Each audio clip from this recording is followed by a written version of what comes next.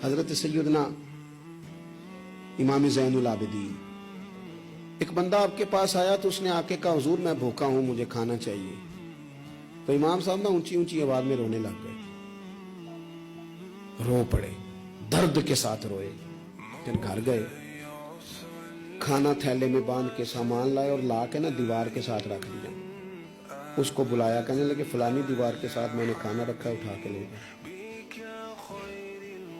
آپ کے صاحبزادے کہنے لگے ابا جی ایک تو رونا آپ کا میری سمجھ میں نہیں آیا، لوگ سوال کر ہی لیتے ہیں، اور پھر یہ کہ آپ نے دیوار کے ساتھ رکھا تو اسے دے دینے میں کیا حرج تھا. تو امام صاحب فرمانے لگے پتر رویا اس لیے ہوں کہ یار وہ بھوکا تھا اور مجھے پتہ ہی نہیں تھا، پتہ نہیں کتنی بھوک سہ کہ اسے کہنا پڑا ہے. درد آیا ہے کہ خدا سوال کرے گا کہ تیرے پڑوس میں بندہ بھوکا تھا، اس گلی میں بھوکا تھا، تجھے پتہ ہی کوئی نہیں تھا. رو پڑا ہوں کہ مجھے خبر ہونی چاہیے تھی، اور وہاں اس لیے رکھا ہے کہ ہمیشہ لینے والا ہاتھ دینے والے ہاتھ سے چھوٹا ہوتا ہے، لینے والا ہاتھ نیچے ہوتا ہے، دینے والا اوپر ہوتا ہے.